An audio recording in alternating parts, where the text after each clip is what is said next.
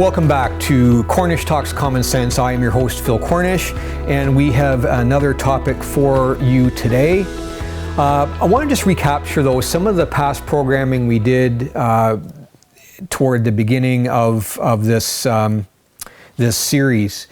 You recall that I talked about three underlying principles that explain almost everything that is happening in terms of important events in our society and on a worldwide basis today.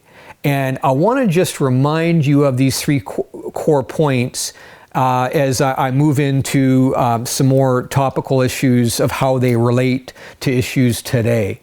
So remember that I talked to you about the first principle, the advent of postmodernism, and I talked about how that since Jacques Derrida adopted his theory of deconstructionism and began really the advent of postmodernism, primarily in the 1960s and 70s. We saw a world that moved away from the idea that there actually was objective truth, that there is the idea of true, factual information that we can know. And instead, the idea of postmodernism brought in the idea that everyone has their own truth values. Everyone has their own sense of what is true for them. And therefore, everything is subjective. There's no longer any objective truth. Now everybody is free to believe what they want to believe and create their own truth. And that really is at the heart of what postmodernism means and how it impacts the world today. And so we see this come out in many ways in our society today. Postmodernism attacks our Judeo-Christian foundation of civilization. It brings in new concepts that have arisen with the idea of climate change, the idea of anti-colonialism. These all have followed from this underpinning of postmodernism that developed, and I give a lot of credit to Jacques Derrida, as I've said, in the 1960s and 70s. The second point that explains a lot that underlies our zeitgeist of our society today, our perspective, the ethos that we live in, is the idea of the elevation of feelings, that feelings have taken on an inordinate importance, much more than reasoned debate. In fact, now we're seeing debate and critical thinking shut down if it's unpopular, or if someone is offended by another person's viewpoint, then it should be censored and shut down because it hurts my feelings, it offends me. And so you might recall I said on an earlier program a little aphorism that I made up, and that is that the left woke agenda really is following a model that says if it's better to it's better to lie than to offend. In other words, they're prepared to tell myths, to lie, to create falsehoods in order to avoid people being offended and their feelings hurt. So this idea of the elevation of feelings has created a powerful force in our society today. And it shows up in areas such as anti-colonialism. It shows up in areas such as transgender rights and same-sex rights and the issue of abortion, all of these that we've talked about already in past programs. And so feelings have become dominant. And I suggest to you that because our feelings can betray us and because we can be self-deceived by feelings, this is a dangerous ground that the woke left-wing mob is pursuing. It's a dangerous place for our democracy and society today. The third area that I talked about in background is the idea of the abandonment of eschatology. Now, what does this word eschatology mean? Well, this is the idea that there actually is a God, that God actually has a plan for mankind that is unfolding through history. Now, this idea historically was never controversial. The mainstream view, literally for thousands of years up to the present decade or so, took into account that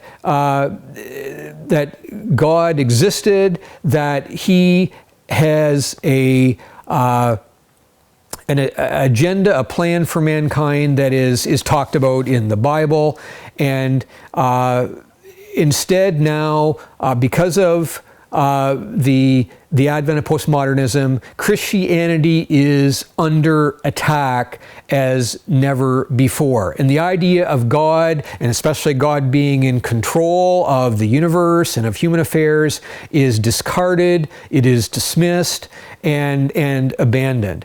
And this takes us into new territory, uncharted territory as a civilization that is creating a lot of significant issues in our society today.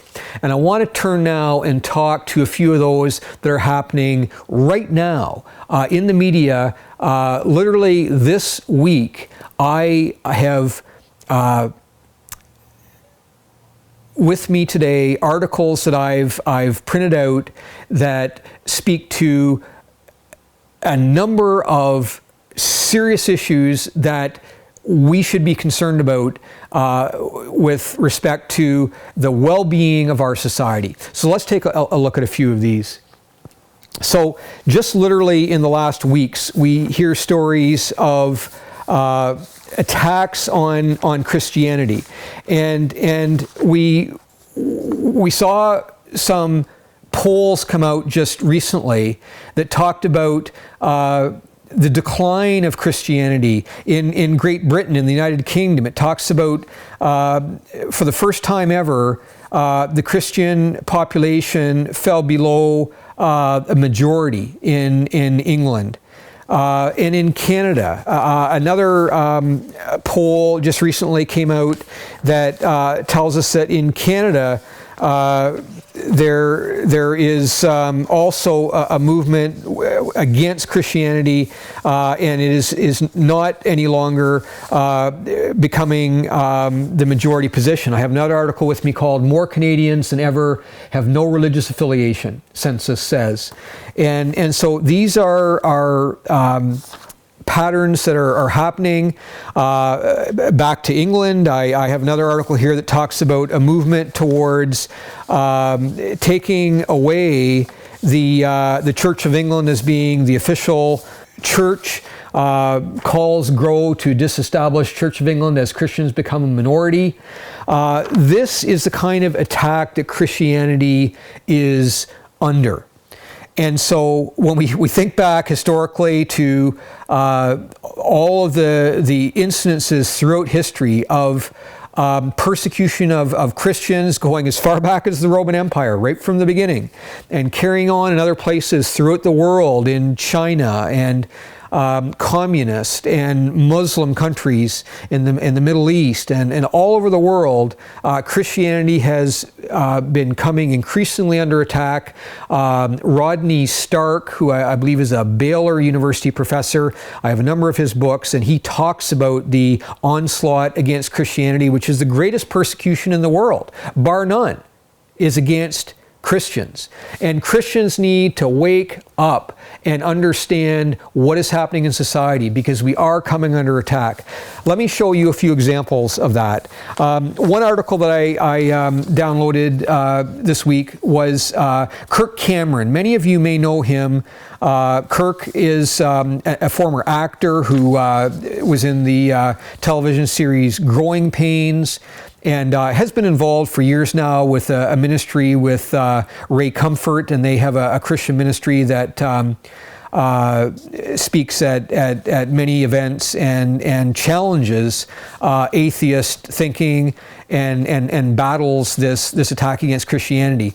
And so this week, there's an article that came out that says this: Kirk Cameron speaks out after faith-based book that he wrote was banned from many American libraries. I think more than 60 American libraries banned his book, really a children's book on simple, uncontroversial Christian themes, was banned from libraries. At the very same time that transgender activists have been allowed to enter into libraries and schools promoting their values to children and young people who are being told that transgenderism is okay, and yet Christian values are not being allowed to be promoted in public libraries. This should scare you.